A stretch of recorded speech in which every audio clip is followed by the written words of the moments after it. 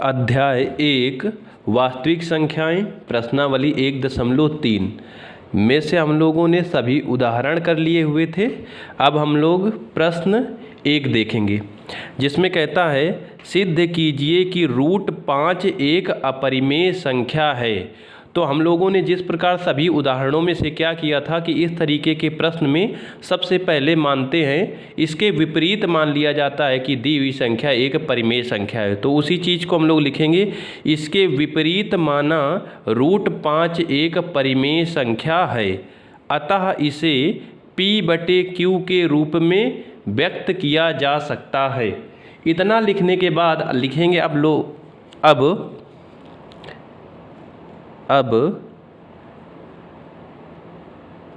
क्या करेंगे कि जो आपने रूट 5 माना था तो इस रूट 5 को बराबर कर देंगे P/Q के, क्योंकि हमने इसको मान लिया है कि यह एक परिमेय संख्या है, इसलिए इसको P/Q के बराबर कर देंगे, क्योंकि परिमेय संख्या P/Q के रूप में होती है। एक चीज़ और लिखेंगे, यहाँ पर लिखेंगे जहाँ P और Q सह अभाज्य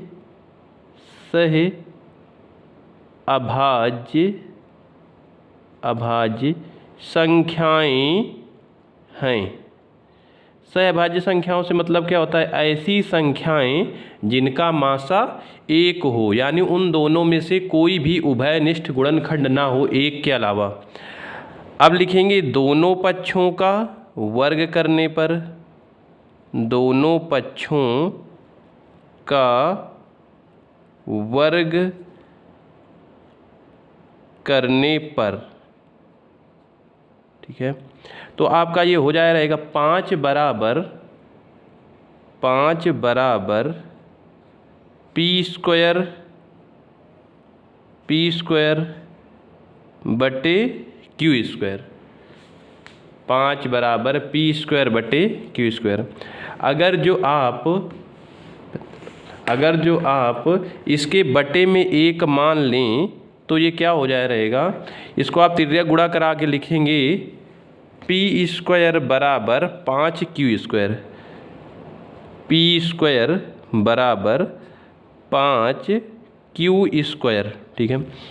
अब कोई भी चीज़ अगर जो किसी के बराबर होती है, इसका मतलब वह एक उसका गुणनखंड। जैसे अगर जो 10 बराबर आपने लिखा 5 गुणे 2, या फिर 10 बराबर 2 को आप पहले लिखें 2 गुणे 5, तो इसका मतलब ये होगा कि 10 के बराबर में जो कुछ भी लिखा है वह इस दी हुई संख्या का गुणनखंड है, यानी इस 2 से इसमें भाग जाएगा और इस 5 से भी इसमें भाग जाएगा। चाहे अगर जो आप स्क्वायर करके लिखना चाहे तो 25 बराबर 5 गुणे 5, इसका मतलब इस 5 से इसमें भाग जाएगा और इस 5 से इसमें भाग जाएगा, तभी कोई संख्या बराबर लिखी होती है। जैसे यहाँ पर एक चीज़ और लिख के दिखा दी जाए कि P स्क्वायर बराबर जो 2x लिखा है, तो इसका मतलब क्या है, ये जो P स्क्वायर इसमें से इस 2 से भाग जाएगा, यानी इस P स्क्वायर का ये 2 गुणनखंड है।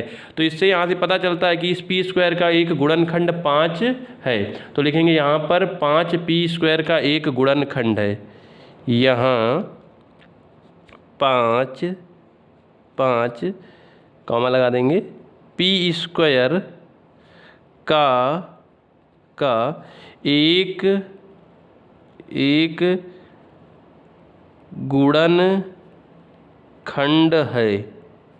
गुणनखंड है।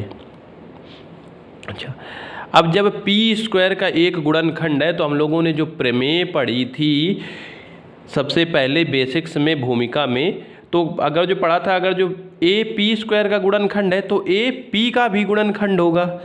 तो लिखेंगे इसलिए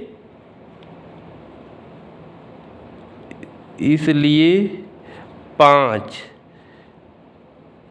P का भी एक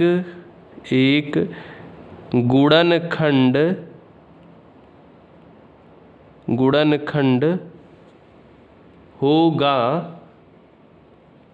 होगा और P को विभाजित करेगा, और P को विभाजित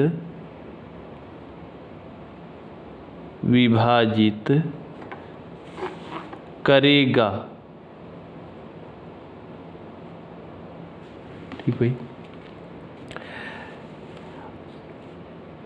अब इसके बाद हम लोग क्या करेंगे, जब पी स्क्वायर का एक गुणनखंड 5 है, जब पी स्क्वायर का एक गुणनखंड 5 है, तब आप क्या करेंगे, लिखेंगे अतः माना, अतः माना P बराबर 5m, P बराबर 5m, क्योंकि P स्क्वायर 5 से विभाजित हो रहा है, तो उसकी जगह हम क्या लिख देंगे कि P की जगह में हम लोगों ने 5m लिख दिया। m कुछ भी गुणनखंड है, लेकिन ये पता है कि 5 से अवश्य विभाजित हो रहा है, तो m जो भी बचे गुणनखंड है वो हो जाएंगे। तो फिर P स्क्वायर क्या हो जाएगा, यहाँ से P स्क्वायर बराबर 25m स्क्वायर। इसको आप लोग समीकरण नंबर 1 रख देंगे और इसको समीकरण नंबर 2। अब लिखेंगे समीकरण 1 व 2 से, समीकरण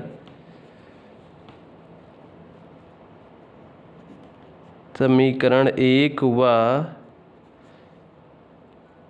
समीकरण 2 से, समीकरण 1 व समीकरण 2 से। देखिए यहाँ पर P स्क्वायर किसके बराबर है, यहाँ पर P स्क्वायर 25m स्क्वायर के बराबर है, यहाँ पर P स्क्वायर 5q स्क्वायर के बराबर है। तब अब एक पक्ष बराबर है तो दूसरे पक्ष को अपने आप से बराबर कर सकते हैं, तो आप लिख देंगे 5q स्क्वायर बराबर 25m स्क्वायर, तो हो जाए रहेगा 5m 25, यानी q स्क्वायर बराबर 5m स्क्वायर। अच्छा, तो यहाँ से भी q स्क्वायर 5m स्क्वायर के बराबर हो गया, तो इसका तात्पर्य क्या हुआ कि q स्क्वायर का एक गुणनखंड 5 है। तो लिखेंगे यहाँ पर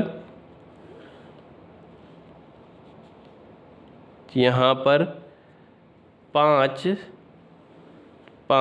q स्क्वायर का एक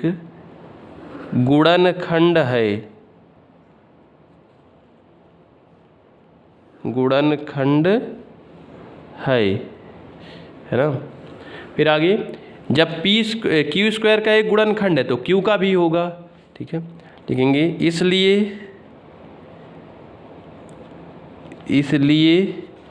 5q का भी एक गुणनखंड होगा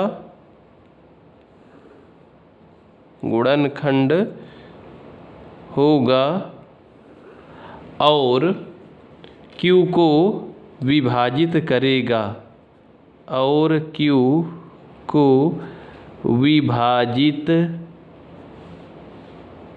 विभाजित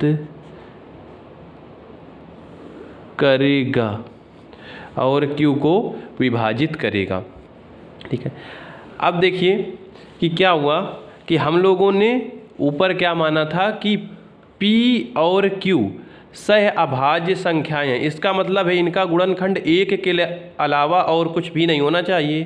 तो यहाँ पर P स्क्वायर का यानी P का एक गुणनखंड 5 निकल रहा है, इस स्टेटमेंट से आपको पता चल रहा होगा।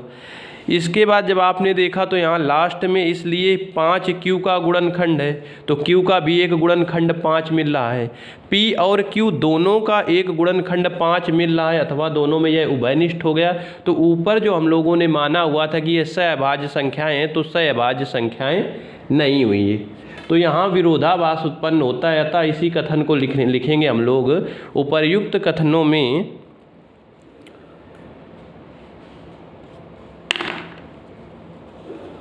उपर्युक्त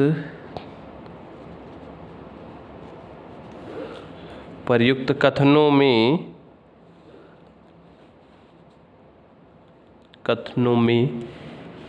5p तथा q दोनों का एक गुणनखंड 5p तथा q दोनों का एक गुणनखंड मिल रहा है,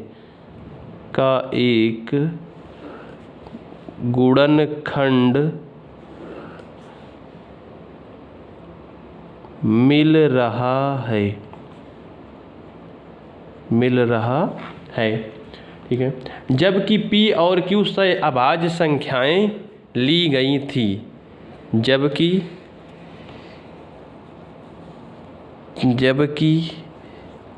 P और Q सहे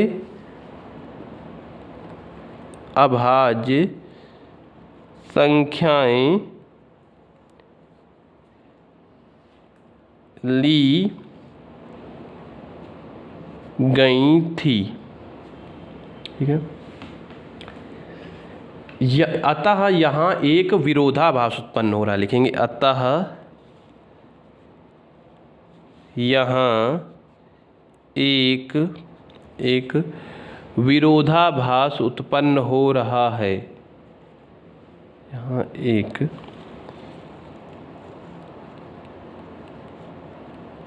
विरोधाभास उत्पन्न हो रहा है। इससे स्पष्ट होता है, इससे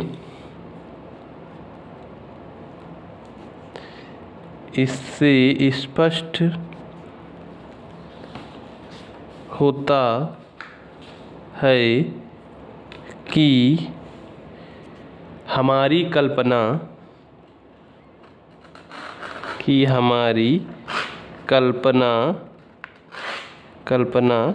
गलत थी। कौन सी कल्पना गलत थी? जो हमने मान लिया था कि √5 एक परिमेय संख्या है, यह कल्पना गलत थी, तथा √5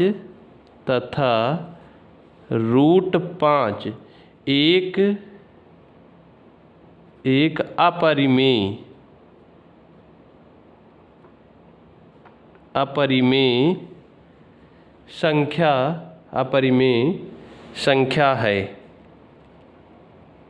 अपरिमेय संख्या है। जो इस क्वेश्चन का पूरा प्रोसेस है वो इस तरीके से है, जो भी आप इसमें से सॉर्ट करना चाहें अपनी आवश्यकता अनुसार उसको सॉर्ट कर सकते हैं।